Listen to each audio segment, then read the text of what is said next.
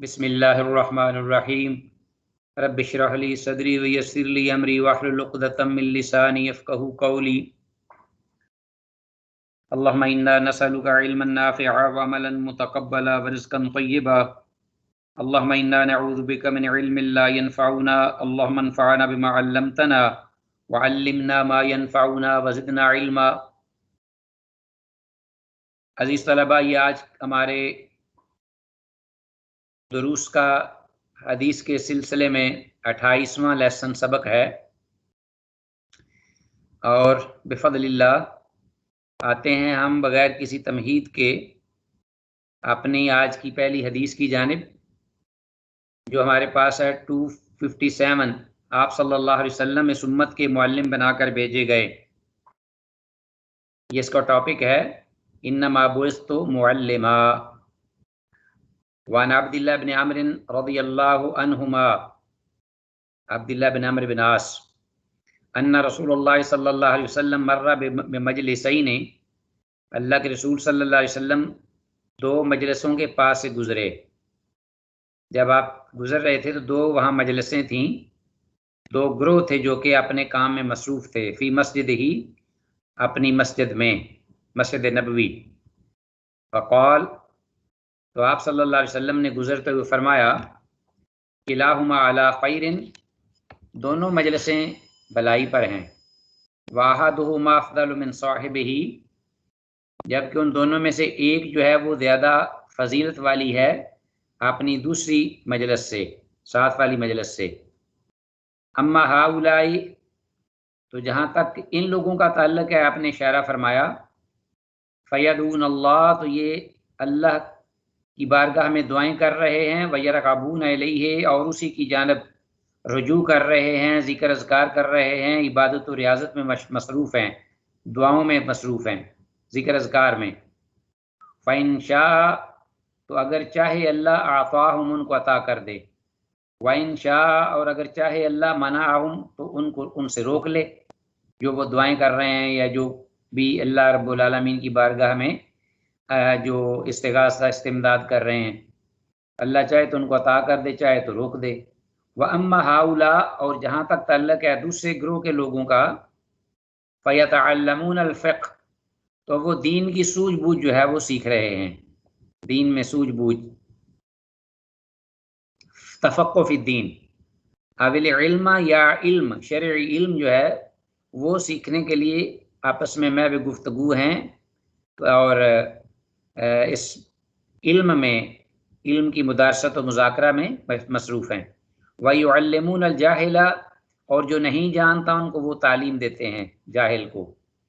فَهُمْ أَفْضَلُ، تو یہ لوگ افضل ہیں۔ ظاہر ہے اللہ کے رسول صلی اللہ علیہ وسلم نے کمپیئر کیا ہے دونوں کے مابین۔ وَإِنَّمَا بُعِثْتُ مُعَلِّمًا، اور بات اصل میں یہ ہے کہ میں بھی معلم بنا کر بھیجا گیا ہوں۔ ثم جلس فیہم، پھر آپ صلی اللہ علیہ وسلم اس مجلس میں بیٹھ گئے، کون سی؟ جو علم والی تھی، جس میں دین کی باتیں گفتگو ہو رہی تھی۔ اس کا مطلب یہ ہوا کہ رسول اللہ صلی اللہ علیہ وسلم کا خود جا کر بیٹھ جانا یہ ایک بڑی اہمیت کی بات ہے۔ رواه الدارمی۔ اس حدیث کی سند ضعیف ہے، البتہ صحیح مسلم کی ایک روایت میں یہ الفاظ ذکر ہوئے ہیں، ولیکن بعثنی معلما، اور لیکن مجھے اس نے بھیجا معلم بنا کر، کس نے؟ اللہ نے۔ اور دوسرا فائدہ ہے کہ دو قسم کی مجلسوں میں سے رسول اللہ صلی اللہ علیہ وسلم کا علمی مذاکرہ کرنے والوں کے ساتھ بیٹھ جانا، ان کی فضیلت کی اس سے بڑھ کر اور کیا دلیل ہوگی کہ آپ صلی اللہ علیہ وسلم نے علم والوں کو منتخب فرمایا اور ساتھ ہی فرمایا کہ یہ افضل ہیں، اور پھر ان کے ساتھ بیٹھ گئے۔ یہ بڑی دلیل تھی۔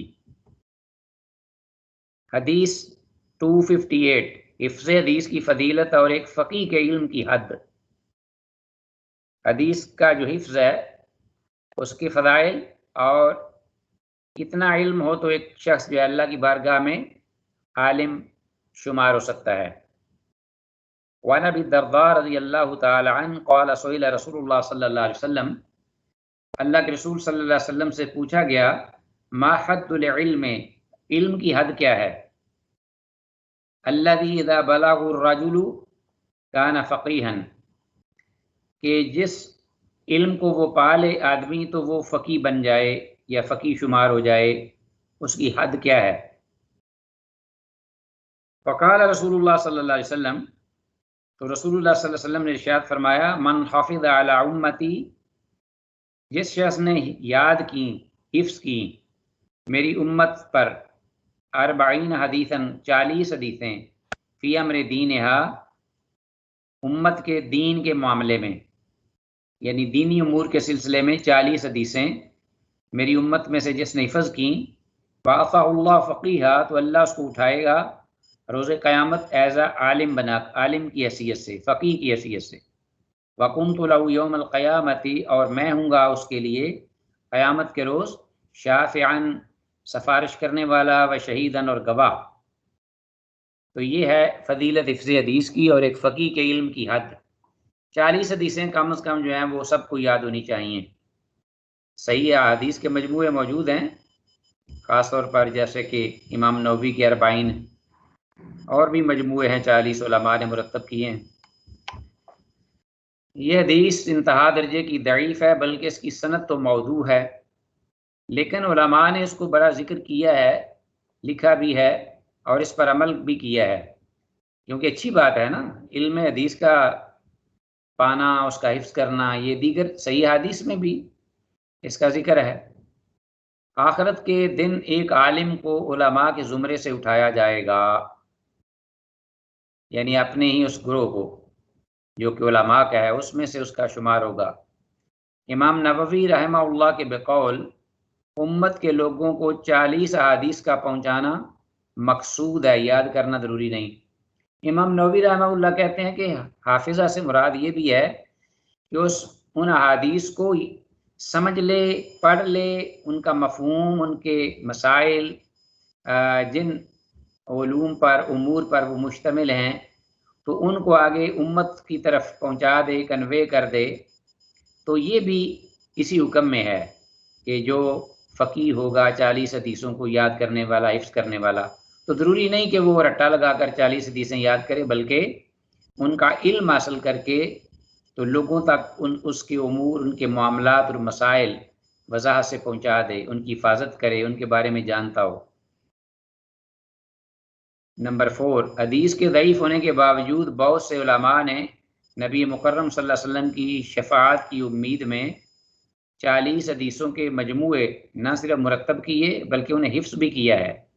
اور آج تک لوگ یہ عمل کرتے چلے آ رہے ہیں۔ واللہ ولی التوفیق۔ شروع ہو جاؤ آج سے ہی حدیثیں یاد کرنی۔ حدیث 259، اللہ اور اس کے رسول صلی اللہ علیہ وسلم کے بعد سب سے بڑا سخی باعمل عالم ہے۔ باعمل عالم، کیونکہ جو عالم بعمل نہیں وہ تو عالم ہے ہی نہیں، وہ تو جاہل ہے، نہ صحابہ اس کو عالم سمجھتے تھے۔ وعن انس بن مالک رضی اللہ عنہ قال قال رسول اللہ صلی اللہ علیہ وسلم، هل تدرون من اجود جودا، آپ صلی اللہ علیہ وسلم نے پوچھا کہ کیا صحابہ سے تم جانتے ہو کہ سخاوت کے اعتبار سے کون سب سے بڑا سخی ہے؟ من اجود جودن، سخاوت کے اعتبار سے۔ قالوا، صحابہ نے پوچھا، اللہ و رسول عالم، اللہ اور اس کے رسول ہی جانتے ہیں زیادہ۔ جب صحابہ کو کسی بات کا علم نہیں ہوتا تھا تو ان کا جواب یہ الفاظ ہوتے تھے، اللہ و رسول عالم، کیونکہ اللہ تو جانتے ہی ہیں اور رسول اللہ کی بھیجی ہوئی وحی کے ذریعے، دیے ہوئے علم کے ذریعے وہ جانتے ہیں۔ قال، تو رحمت للعالمین، پھر آگے سے انہوں نے فرمایا، سب سے پہلے تو اللہ اجود جودن، سب سے بڑھ کر تو اللہ ہے سخاوت کے اعتبار سے بڑا سخی۔ ثم انا، پھر میں ہوں، اجود بنی آدم، آدم کی ساری اولاد میں سے سب سے بڑا، زیادہ بڑھ کر سخی پھر میں ہوں۔ وَأَجْوَدُهُم مِّن بَعْدِي، اور ان میں سے سب سے بڑا سخی میرے بعد، یعنی میری امت میں سے یا بنی آدم میں سے میرے بعد سب سے بڑا سخی، رجل، وہ آدمی ہے، عالمہ، جس نے عالم علماً، جس نے علم پڑھا، جانا، وَنَشَرَهُ، تو اس نے اس کو پھیلایا، یاتی یوم القیامت، قیامت کے دن وہ آئے گا امیرن وحدہ، ایک امیر، اکیلا امیر کی شکل میں. جیسا امیر کی عزت احترام وقار ہوتا ہے نا، اس کے ساتھ خادم ہوتے ہیں، اس کے آگے پیچھے پروٹوکول ہوتا ہے، اس کا احترام ہوتا ہے، عزت ہوتا ہے، تو فرشتے اس کے آگے پیچھے اس کے ساتھ عزت و احترام سے ہوں گے امیر کی شکل میں. او قالا، یا آپ صلی اللہ علیہ وسلم نے فرمایا امتن واحدتن، ایک امت کی صورت میں وہ آئے گا، گویا کہ پوری امت ہے. چونکہ اپنا الفاظ جو ہیں وہ یاد نہیں ہے، انس بن مالک رضی اللہ تعالیٰ عنہ کو رہے کہ آپ صلی اللہ علیہ وسلم نے امیرن واحدہ کہا ہے یا امتن واحدتن کہا ہے، تو دونوں انہوں نے ذکر کر دیے. فوائد، اس حدیث کی اسناد انتہائی ضعیف ہے. نمبر 2، حدیث میں الفاظ یاتی یوم القیامت امیرن سے مراد یہ ہے کہ وہ عالم روز قیامت تنہا امیر کی مانند آئے گا، وہ کسی کے تابع نہیں ہوگا اور اس کے ساتھ تابع اور خادم ہوں گے. مقصود یہ ہے کہ وہ مخلوق کے درمیان معزز و مکرم ہوگا اور اس دن وہ با شوکت و حشمت آئے گا، یعنی اس کا وقار اور عزت ہوگی، احترام ہوگا. حدیث 260، دو ایسے حرص کرنے والے شخص جن کا کبھی پیٹ نہیں بھرا. ایسے حریص ہیں کہ کھاتے جاتے ہیں پیتے جاتے ہیں لیکن سیر نہیں ہوتے. کون ہے؟ وعنہ، انس بن مالک رضی اللہ عنہ سے ہی روایت ہے، اللہ کے نبی صلی اللہ علیہ وسلم نے فرمایا منہومان، دو قسم کے حریص، لا یشبعان، کبھی ان کا پیٹ نہیں بھرا، کبھی سیر نہیں ہوئے، کبھی ان کی بھوک نہیں مٹی. منہومن، ایک وہ حریص ہے فی العلم، علم کا حریص، علم میں، لا یشبع منہ، اس سے وہ سیر نہیں ہوتا، اس کا پیٹ نہیں بھرتا، بھوک نہیں مٹتی. ومنہوم فی الدنیا، اور ایک دوسرا حریص دنیا کا، دنیا میں، لا یشبع منہا، جس سے وہ سیر نہیں ہوتا. روى البیہقی والحدیث الثلاثة فی شعب الایمان وقال، اور یہ کہا ہے امام بیہقی نے شعب الایمان میں یہ تینوں حدیثیں ذکر کی ہیں اوپر تلے. وقال، اور کہا ہے کہ قال الامام احمد فی حدیث ابی درداء، امام احمد ابن حنبل کہتے ہیں ابو درداء رضی اللہ عنہ کی حدیث کے بارے میں، یہ جو پیچھے حدیث آئی ہے 258، اس کے بارے میں یہ کہا ہے کہ ھذا متن مشہور، یہ متن حدیث کا تو بڑا مشہور ہے، فی ما بین الناس، لوگوں کے مابین، ولیس لہ اسناد صحیح، لیکن اس کی اسناد جو ہے وہ صحیح نہیں ہے، سند صحیح نہیں، لیکن عمل کے لیے لوگوں کے مابین یہ متن بڑا معروف ہے. تو میں نے اصل مفہوم ٹھیک ہے. حدیث نمبر 260 کے فوائد و مسائل. امام نووی رحمہ اللہ نے کہا ہے کہ یہ حدیث ضعیف ہے، مگر اس کے متعدد طرق ہیں کہ بعد نے بعد کی وجہ سے قوت پکڑی ہے. جب زیادہ ہوں نا طرق یا اسانید تو ضعیف بھی ہوں تو محدثین کے ہاں وہ کچھ قوت پکڑ کر اصل گہری ہو جاتی ہیں. اور اس پر علماء یہ کہتے ہیں کہ ضعیف حدیث پر اگر وہ فضائل اعمال میں ہو عمل کرنا جائز ہے، امام نووی رحمہ اللہ کا قول ہے. اور حدیث میں لفظ منہومان کا مطلب ہے دو شدید حرص کرنے والے، جیسا کہ ہم نے پیچھے پڑھ لیا ہے. یہ جو متن ہے یہ بڑا لوگوں کے مابین معروف ہے، لیکن اس کی جو سند کے اعتبار سے حدیث جو ہے وہ صحیح نہیں ہے، درست نہیں ہے. حدیث 261، علم کے طلبگار اور دنیا کے طلبگار کے درمیان فرق. وعن عون بن عبداللہ بن عتبہ، تابعی ہیں، رحمہ اللہ، قال قال عبداللہ بن مسعود، کہ عبداللہ بن مسعود رضی اللہ تعالیٰ عنہ فرماتے ہیں، یہ اثر ہے، یہ حدیث نہیں، مرفوع حدیث نہیں ہے. حضرت عون عبداللہ بن مسعود رضی اللہ عنہ کا حوالہ دیتے ہیں، منہومان کے دو حریص، لا یشبعان، وہ نہیں سیر ہوتے، صاحب العلم و صاحب الدنیا ولا یستویان، اور نہ وہ برابر ہو سکتے ہیں. کیوں نہیں برابر ہو سکتے؟ بظاہر واضح ہے بات کہ اما صاحب العلم، کہ صاحب علم جو ہے فیزداد رضا للرحمن، وہ تو بڑھتا چلا جاتا ہے رحمان کی رضا میں، خوشنودی میں، اللہ کی رضا کے لیے وہ علم پڑھ رہا ہے، شرعی دینی علم. جو اللہ نے اتارا ہے۔ واما صاحب الدنیا، جہاں تک دنیاوی حریص کا تعلق ہے، فیتماضی فی الطغیان فیتمادی فی الطغیان، تو وہ سرکشی میں حد سے بڑھتا چلا جا رہا ہے، سرکشی میں وہ آگے فتنہ و فساد میں دنیاوی اس میں بڑھتا چلا جا رہا ہے، نافرمانیوں میں۔ ثم قرأ عبداللہ بن مسعود، یہ کہہ کر عبداللہ بن مسعود رضی اللہ عنہ نے قرآن حکیم کی آیت کریمہ تلاوت کی، کلا ان الانسان لیطغی، ہرگز نہیں، بے شک انسان وہ سرکش ہے، سرکشی پہ اترا ہوا ہے، نافرمانی پہ۔ الرا استغنا، تو اپنے تئیں وہ اپنے آپ کو اس میں بے پرواہ سمجھتا ہے، اس کی مطلب اسے پرواہ نہیں ہے، سرکشی کرتے ہوئے بھی۔ پھر عبداللہ بن مسعود کہتے ہیں وقال الاخر، اور کہا، یعنی اون جو ہے وہ ان کی سن سے روایت ہے نا، وہ کہتے ہیں کہ وقال الاخر، اور جو دوسرا ہے اس کے بارے میں عبداللہ بن مسعود رضی اللہ عنہ نے یہ آیت پڑھی، انما یخشى اللہ من عباده العلماء، یقیناً اللہ سے حقیقی خوف رکھنے والے، ڈرنے والے علماء ہیں۔ تو فرق واضح ہو گیا، ایک دنیا کا طلبگار ہے فیتمادی فی الطغیان، اور اس کے بارے میں آیت ہے کلا ان الانسان لیطغی ان رآہ استغنی، اور دوسرا جو ہے وہ اللہ کی رضا میں بڑھتا چلا جاتا ہے، رحمان کی رضا اور خوشنودی میں، اور اس کے حق میں انہوں نے یہ آیت پڑھی انما یخشى اللہ من عباد العلماء، رواه الدارمی۔ عزیز طلبہ، یہ حدیث بھی سند میں انقطاع ہونے کی وجہ سے ضعیف ہے، اس لیے کہ عون بن عبداللہ بن عتبہ نے سیدنا عبداللہ بن مسعود رضی اللہ عنہ سے نہیں سنا۔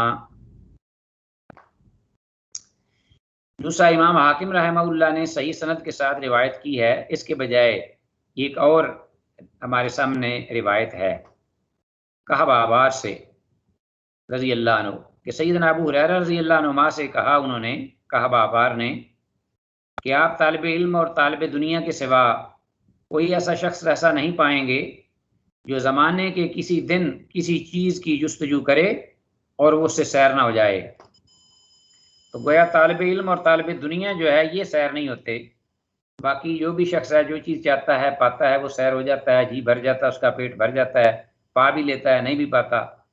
لیکن طالب علم اور طالب دنیا، تو یہ کعب احبار کے حوالے سے امام حاکم رحمہ اللہ نے اپنی مستدرک المستدرک میں یہ ذکر کیا ہے، اور اس کی حدیث جو ہے وہ صحیح ہے۔ حدیث 262، دینی و اخروی مصلحت کی خاطر دین اور دنیا اکٹھے نہیں چل سکتے۔ تو بعض لوگ جو ہیں وہ دین کے پس پردہ دنیا کماتے ہیں، یہ سب سے بڑی بدبختی اور شقاوت ہے، محرومی ہے اللہ کی بارگاہ میں۔ وہ انسان بہت بد نصیب ہے کہ جو اللہ کی رضا کے لیے دین ہے اس سے وہ دنیا کی رضا اور دنیا کمائے اور اللہ کی رضا کو چھوڑ دے۔ وعن ابن عباس رضی اللہ عنہما قال قال رسول اللہ صلی اللہ علیہ وسلم ان اناسا من امتی، بے شک لوگ ہوں گے میری امت میں سے، سیتفقہون فی الدین، جو کہ سوجھ بوجھ علم پڑھیں گے دین کا، ویقرؤون القرآن، اور قرآن کو بھی پڑھیں گے، یقولون، پھر وہ یہ بھی کہیں گے، وہ قرآن پڑھیں گے اوپر اوپر سے، انسلیوں سے اوپر، اور بظاہر وہ پوپ بنے ہوں گے تفقہ فی الدین کے سلسلے میں، یقولون، وہ کہیں گے، ناتی الامراء، ہم امیر لوگوں کے پاس جاتے ہیں، فنصیب من دنیاہم، تو ہم ان کی دنیاوی جو نعمتیں ہیں ان سے ہم فائدے اٹھاتے ہیں، ونعتزلهم بدیننا، اور ہم ان کو اپنے دین سے الگ رکھتے ہیں، دین سے ان کو الگ رکھتے ہیں اپنے دین سے، اور دنیاوی اعتبار سے ہم ان کے پاس جا کر فائدے اٹھا لیتے ہیں۔ یہ سوچ دیکھیے کیسی ہے۔ ولا یکون ذالک، اور یہ ممکن نہیں، یہ بات کیا کہ آپ نے فرمایا کہ یہ ایسا ہو نہیں سکتا، کما لا یجتنا من القطاد، جس طرح کہ نہیں چنا جا سکتا، نہیں حاصل کیا جا سکتا، من القطاد، خار دار درخت سے، کانٹے دار درخت سے، الا الشوک، سوائے کانٹے کے کچھ حاصل نہیں کیا جا سکتا، کذالک لا یجتنا من قربہم، اسی طرح نہیں حاصل کیا جا سکتا ان دنیا دار جو لوگ ہیں، عمرا ان سے ان کے قرب سے نہیں حاصل کیا جا سکتا کیا الا قال محمد بن الصباح محمد بن صباح رحمہ اللہ کہتے ہیں کانہ یعنی گویا کہ وہ مراد لے رہے تھے الخطایا خطائیں غلطیاں گناہ تو یہ کذالک لا یجتنی من قربہم الخطایا اصل یہ عبارت ہے کہ جس طرح کہ کانٹے دار درخت سے کانٹا ہی چنا جا سکتا ہے اسی طرح ان دنیا دار لوگ جو ہیں عمرا سردار وغیرہ ان کے پاس سے جا کر آپ کو فائدے کی بجائے کیا خطائیں اور غلطیاں ہی ملیں گی لا یجتنی من قربہم الا الخطایا محمد بن صبا جو ہے انہوں نے اس کو کانہ کہہ کے کہا گویا کہ انہیں اس پر پورا یقین نہیں ہے اس لیے انہوں نے ایسے الفاظ استعمال کیے کہ گویا یہی مراد ہو سکتا ہے کہ عمرا سے ان کو گناہ ہی ملیں گے خطائیں اور نقصان ہی ہوگا محمد بن صبا جو ہیں امام بخاری امام مسلم رحمہ اللہ کے استاد ہیں اس حدیث کی سند ضعیف ہے ایک ہی وقت میں دین و دنیا اکٹھا رکھنا اور چلانا مشکل ہے اس لیے انبیاء رسول علیہ السلام نے دنیاوی مال و متاع سے ہمیشہ دور رہنے کی کوشش کی ہے امام محمد بن صبا امام بخاری امام مسلم رحمہم اللہ تعالی دونوں کے استاد ہیں حدیث میں لفظ القطاد کے معنی ہے سخت کانٹے دار جنگلی درخت خاردار حدیث 263 نافع علم کی دولت ہونے کے باوجود اس کے ذریعے دنیا بنانے والے کو اللہ تعالیٰ ذلیل و رسوا کر دیتا ہے عبداللہ بن مسعود رضی اللہ تعالیٰ عنہ یہ ٹاپک ذرا غور سے پڑھ لیجئے گا اس سے حدیث کو سمجھ آئے گی نافع علم کی دولت ہونے کے باوجود اس کے ذریعے دنیا بنانے والے کو اللہ تعالیٰ ذلیل و رسوا کر دیتا ہے پیچھے بھی اسی مفہوم کی حدیث آ رہی ہیں اور یہ بھی ذرا تفصیل سے ہے وعن عبداللہ بن مسعود رضی اللہ تعالیٰ عنہ قال عبداللہ بن مسعود رضی اللہ عنہ فرماتے ہیں یہ ان کا اثر ہے اپنا حدیث موقوف لو ان اہل العلم اگر اہل علم صانوا العلم علم کی حفاظت کریں محافظ بن جائیں قدر کریں ووضعوا عند اہلہ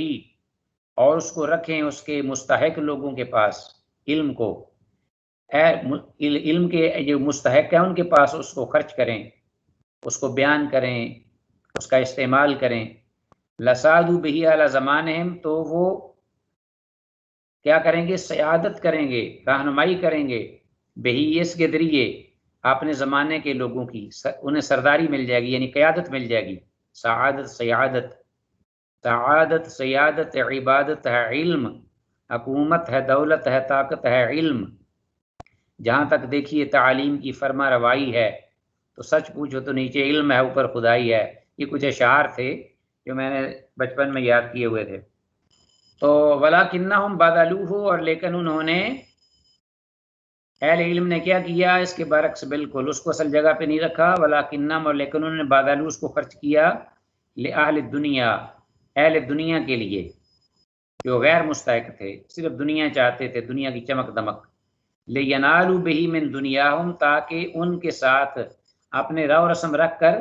ان سے دنیاوی فائدے اٹھا سکیں استغفر اللہ جیسا یہودیوں عیسائیوں نے بھی ایسے کیا لیشتروا بہ ثمنا قلیلا لینالوا بہ من دنیاہم تاکہ وہ فائدے اٹھا سکیں اس علم کے ذریعے ان کی دنیا سے فہانوا علیہم تو ان لوگوں نے یعنی اہل دنیا نے پھر ان کو ذلیل سمجھنا شروع کر دیا فہانوا علیہم اہانت کی انہوں نے ان کے اس طرح آنے پر اور ان پر علم پیش کرنے کی بنا پر سمیعت نبیکم اب عبداللہ بن مسعود رضی اللہ عنہ اپنی بات یہاں تک اپنی بات کر کے اب مرفوع حدیث بیان کرتے ہیں کہ میں نے تمہارے پیغمبر صلی اللہ علیہ وسلم سے سنا یقول آپ فرما رہے تھے من جعل الہموم ہمن واحدا یہ ہمن ہا جو ہے نا یہ غلط ہے ہا دو آنکھوں والی ہا جو ہے نا وہ یہاں مراد ہے یہ غلطی سے ہمن لکھا ہے ہموم ہم من جعل الہموم ہمن واحدا ہم آخرتہ کہ جس شخص نے اپنے غموں میں سے بڑا غم ایک آخرت کو بنا لیا مطمع نظر غم ہر وقت کی فکر، ہر وقت کی سوچ، ہر وقت کی ٹینشن کیا بنا لی؟ آخرت، کہ میرا آخرت میں کیا بنے گا۔ سبحان اللہ۔ تو اس سے بڑا اللہ اس کے بدلے اس کو سکون اور اطمینان دیتے ہیں۔ وَالَّذِي أَنزَلَ السَّكِينَةَ فِي قُلُوبِ الْمُؤْمِنِينَ لِيَزْدَادُوا إِيمَانًا مَعَ إِيمَانِهِمْ۔ انسان آخرت کو اپنا ہم اور غم بنائے، اللہ اس کے بدلے اس کو سکون اور اطمینان کی دولت دے گا۔ کفاہ اللہ ہم دنیا ہو، تو اللہ کافی ہو جائے گا اس کو اس کے دنیاوی ہم و غم کے متعلق۔ دنیا کی مصیبتیں ہمیں پڑی ہوئی ہیں، لوگ بیمار ہو رہے ہیں، ہارٹ اٹیک ہو رہے ہیں، اور جناب مختلف امراض، استغفر اللہ الیاذ باللہ، فکروں کی وجہ سے، پریشانیوں کی وجہ سے، اس لیے کہ دنیا کی فکر پڑی ہوئی لگی ہوئی ہے۔ سو رہے ہیں تو فکر دنیا کی، جاگ رہے ہیں تو فکر دنیا کی، آخرت کا کبھی فکر آئی نہیں، نہ کبھی سوچ آئی ہے۔ تو اس بابرکت وہ لوگ ہیں اور وہ خوش نصیب ہیں، باسعادت ہیں کہ اس پورا شعب دور میں بھی اللہ نے ان کو قناعت کی دولت سے نوازا ہے، اور وہ مطمئن اور سکون میں ہیں، کیونکہ ان کا ہم اور غم آخرت ہے۔ وَمَن تَشَعَّبَتْ بِهِ الْهُمُومُ أَحْوَالُ الدُّنْيَا استغفر اللہ الیاذ باللہ، اور جس شخص کو توڑ پھینکا تشعبت بِهِ الْهُمُومُ، غموں نے، احوال الدنیا، دنیا کے احوال کے غم، دنیا کے حالات نے، جس شخص کو یعنی سمجھ لو کہ اس کو بکھرے کر دیے، توڑ پھینکا، اس کو مصروف رکھا، اس کو اسی میں ہی ڈبو دیا، گاڑ دیا اس میں، یعنی جو کوئی معنی کر لیں، من تشعبت بِهِ الْهُمُومُ احوال الدنیا، مصروف رکھا۔ لم یبال اللہ فی ای اودیتها ہلک، اللہ کو کوئی پرواہ نہیں، لم یبال اللہ فی، کہ کون سی، فی ای، کون سی، اودیتها، دنیا کی وادیوں میں سے کسی وادی میں، یا جنگلوں میں سے کسی جنگل میں، ہلاکا، وہ ہلاک ہو گیا، اللہ کو کوئی پرواہ نہیں، کیونکہ اس کا مطمئن نظر دنیا ہے، دنیا تلاش کرتا پھر رہا ہے، سرگرداں ہے، اور اسی حالت میں ہی وہ بس دنیا کے تھپیڑے کھا کھا کے مر جاتا ہے، اللہ کو اس کی کوئی پرواہ نہیں ہے۔ اس حدیث کی سند ضعیف ہے، جبکہ مفہوم میں کوئی حرج نہیں۔ علماء حق کا دنیا کے بادشاہوں اور سرداروں کے پاس جانے کا واضح مطلب انہیں یہ باور کرانا ہے کہ جو کچھ تمہارے پاس ہے وہ ہمارے پاس جو چیز ہے اس سے بہتر ہے۔ ظاہر ہے کہ جب علماء سرداروں اور بادشاہوں ہمارا کے پاس جائیں گے تو ہمارا اور بادشاہ یہ سمجھیں گے کہ یہ ہمارے پاس اسی لیے آئے ہیں کہ جو چیز ہمارے پاس ہے وہ ان کے پاس جو چیز ہے اس سے کہیں بہتر ہے، وگرنہ یہ ہمارے پاس ہمارے دروازے پہ نہ آتے۔ تو گویا جانے والوں نے علم کی قدر کو پاؤں تلے رون دیا اور اپنی عزت کو بھی ملیا میٹ کر دیا، جبکہ اللہ کا کیا فرمان حکم ہے؟ اللہ تعالیٰ ارشاد فرماتے ہیں یرفع اللہ الذین آمنوا منکم والذین اوتوا العلم درجات، تم میں سے جو لوگ ایمان لائے ہیں اور جنہیں علم دیا گیا ہے، اللہ تعالیٰ ان کے درجات بلند کرتا ہے۔ سبحان اللہ۔ اللہم اجعلنا من ہؤلاء العلماء المتقین الخاشعین الصابرین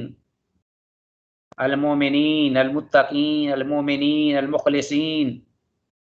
یا الہ العالمین۔ حدیث میں رحمت لم یبال اللہ کا مطلب یہ ہے کہ اللہ تعالیٰ اس کی جانب رحمت کی نظر نہیں کرتا، اللہ کو پرواہ ہی نہیں، مرتا ہے مرے، ہلاک ہوتا ہے ہلاک ہو، نہ اس کی فکر دنیا کو کفایت، نہ اس کی فکر دنیا کو کفایت کرتا ہے، اور نہ اس کی فکر آخرت کو اللہ کافی ہوتا ہے، اس لیے وہ خاطر دنیا والآخرہ ہے۔